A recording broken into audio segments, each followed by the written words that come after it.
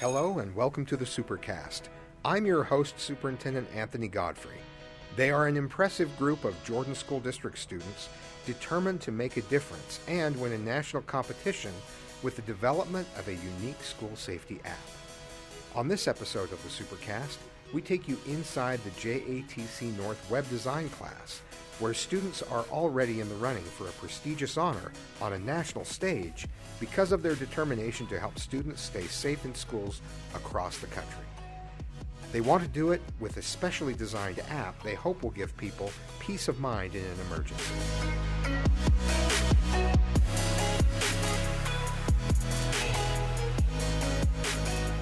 We're here celebrating CTE Month at the Jordan Academy for Technology and Careers, the North Campus at around 90th South in Bangerter, talking with the web design teacher. Go ahead and introduce yourself. My name is Belinda Mansouri, and I've been at the Technology Center for the last 11 years, and my program is web design. Our students, our goal is entry-level work upon graduation or completion of the program. So our students not only learn about design and code, but they are able to go in and do internships with schools and business partners by the end of the program. So they're ready to work when they graduate from high school and get an entry-level job in web development, right? Yes, and many of my students, I have students all over the state working as web developers at different universities and schools. It's a great student job, whether they're doing freelance web development or actually doing some work-study jobs at the universities. And there's so many websites, and there's lots of work. There's a lot of work out there. Obviously, I'm on websites all day long, and they all need a web developer. So tell me about what the experience looks like from a student perspective. It's 4 classes out of your high school schedule. It's available to juniors and seniors. Is that correct? All of that's correct. Next year we also have what's called a code boot camp that is specifically for some of our high schools that aren't able to offer Programming 1 that will help bridge the students from those high schools into the full programming that's offered here at the JATC, or they can stay and be web developers, in which case they would have the chance to get more skills and more experience. And how do they get more information about the summer program? Oh, if you go to the website at jordantech.org, there is all sorts of program information, and there's an apply button. Everyone has to apply to come to the Tech Center, but don't be afraid of that. The apply is just a way for us to gather information and be able to add you into our programs. But don't be intimidated by it. It's pretty easy. It's just a Google form. And there's a morning option and an afternoon option. Yes, and our students spend the other half day at their home high school doing what they've been doing. And so we also have transportation, and so don't feel like you have to have a car to come to the Tech Center. You can ride the bus, and we have buses from every high school, and you can arrive by bus at your school and then take the Tech Center bus, or opposite on the way home. And so if this is something of interest, there aren't really obstacles in the way. Jump in and give it a shot. Now, tomorrow, you're out at schools giving students some real world experience. Tell me about that. Yes, each student is placed at a different school in Jordan District, whether that's with counseling center websites or different websites at all of the different schools. And they work in partnership with the person who's in charge of web at the school. We do updates. Sometimes if they have a big project like a directory, it takes a lot of hours of time. We'll help with some specific projects. Not every school has someone trained in website development, and so it's a real win-win. My students are working on the professional school skills needed, and we're so lucky to have Jordan District, everything from teachers to administrators who are their mentors and helping them gain professional skills. And we benefit from the students' creativity and newfound skills. Yes, it's a win-win, and then the students head out into some type of a business internship fourth quarter. They spend a minimum of 40 hours doing real website work for a real business so that they've built their portfolio so that they're ready to work. They can show actual work they've done for a company, and it doesn't have to be something they want to do as a lifelong pursuit. It can be, like you were saying earlier, a side job or just something to get them through school, kind of a part-time job, or it can turn into a full-time career. It's a great place to start, and even if your intention is to do something else, whatever business you work for will have a website, and that ups your value if you can help work with the web developer for that website. Sure. And know if a change is a small change or if you're asking for a big change. Clients don't often know right. which they're asking for. So these are just great skills to have in today's job market in general. Fantastic. Stay with us. When we come back, more with Melinda Mansouri and her tech-savvy students.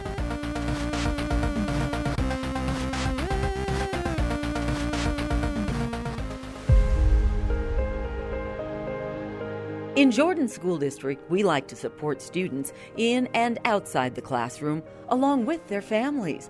That's where the Jordan Family Education Center comes in, offering support services and a wide variety of classes for students and their families free of charge. You can take a class called Blues Busters for children feeling sad or worried. Just Breathe is a class that helps students reduce stress. Or how about a class that supports parents in helping their children make and keep good friends? There are also support groups and free counseling, all provided by Jordan School District school psychologists and counselors.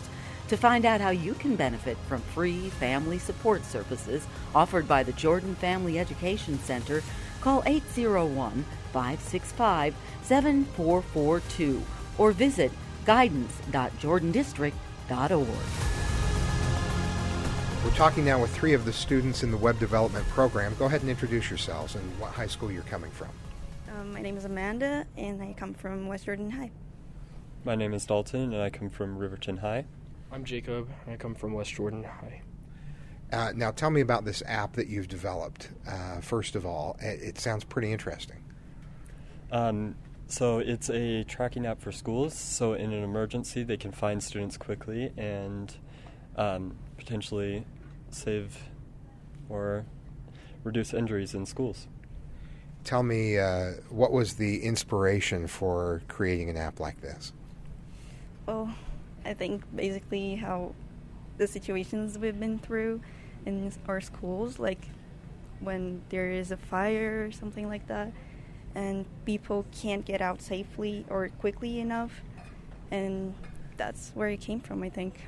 So just out of concern for student safety. Tell me about the mock-ups and where are the ideas taking you right now? So right now, using Adobe XD, which is a mock-up program, we've kind of made a layout of what we want the app to look like, and we've made paths, and we've made notifications that will pop up when there's an emergency. And so we're using this to kind of formulate how it's going to work. We've also made an actual physical website, like just using a code editor, me and my partner Aiden, and so it will, like, it's a working prototype. It doesn't have any of the back end stuff that will actually notify people yet.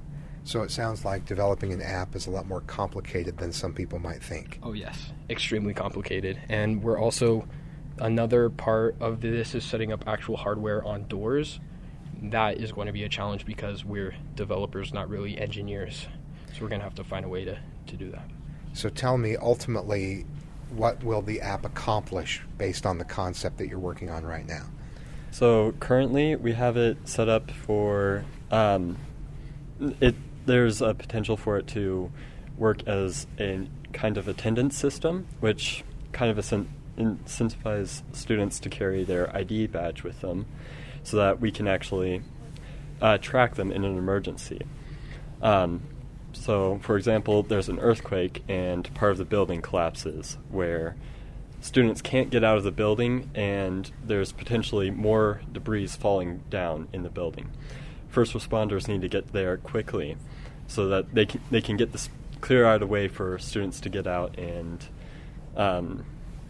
so they don't get hurt. And yeah.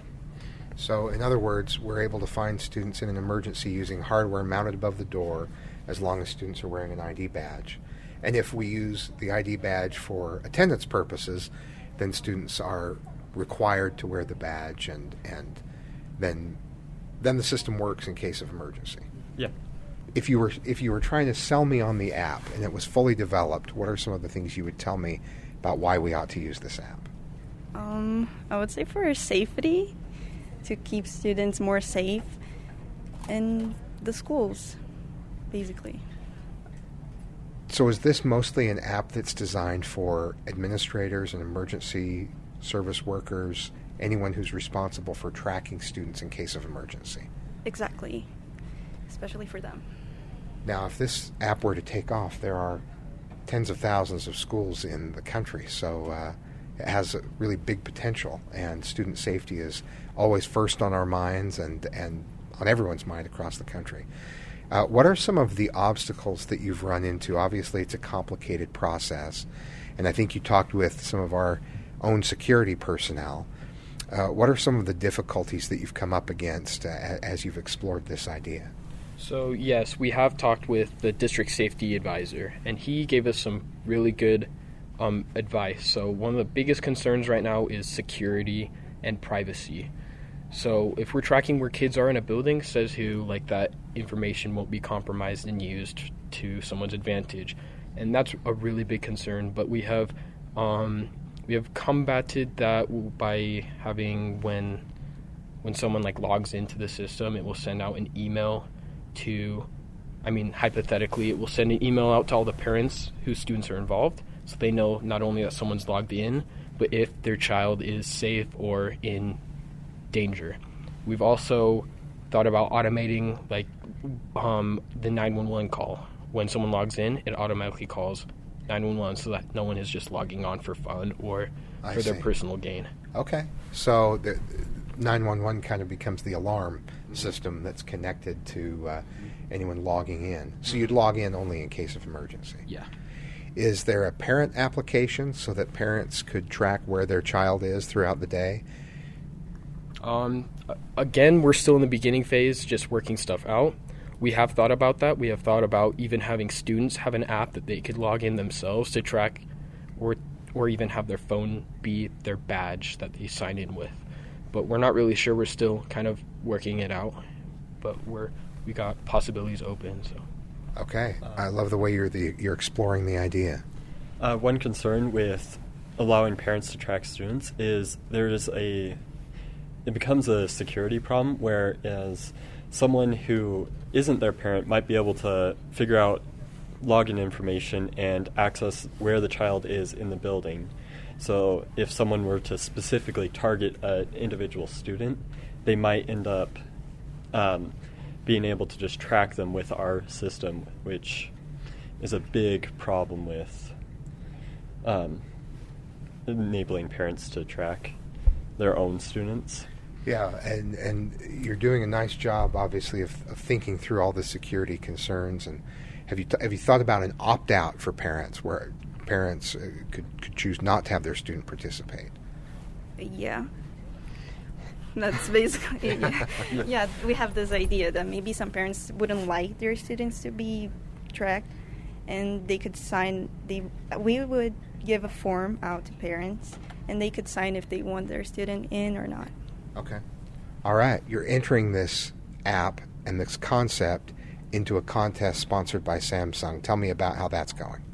So yeah, Samsung has given us $2,500 right now in Samsung products, and we're going to use that, I think, for phones, for mobile development, and so then we can actually test our app on phones. And the next phase will give us, I think it's like $10,000 with an additional video media kit so that we can actually film and document our stuff. So when will you find out the next level of the competition? It will be February 15th. So, have you submitted everything? It's all done? Yeah. Okay. Well, I wish you luck. tell me, what's the name of the competition? Samsung So for Tomorrow. So we've talked about the app. Tell me more about the class. Of course, you're creating this app as an offshoot of the things that you're learning here, but tell me about the class in general, especially for those who might be considering enrolling. So yeah, this class is awesome. We not only do coding for development, we also do the design and learn how to make a beautiful website. So the art and science of it. Yes, art. Yes, and that's what differentiates us from computer programming, is that we also do digital media in this class. We all certify in Photoshop and Illustrator in the first couple of months, and that helps us prototype and design websites. And do you look at websites differently now that you're seeing things from the design end? Yeah, it's quite a bit different. When I took programming here last year, and in that class, it's all about the code. And when I wasn't expecting the amount of art that goes into designing a website, and how much time it takes just to get a simple website set up. So maybe there's a better appreciation for the websites that you access, knowing how much work it takes. Totally. Thanks very much for spending time with me. I'll let you get back to your projects. Good luck in the competition, and my fingers are crossed for you. Thanks for joining us on another episode of the Supercast. Remember, education is the most important thing you'll do today. We'll see you out there.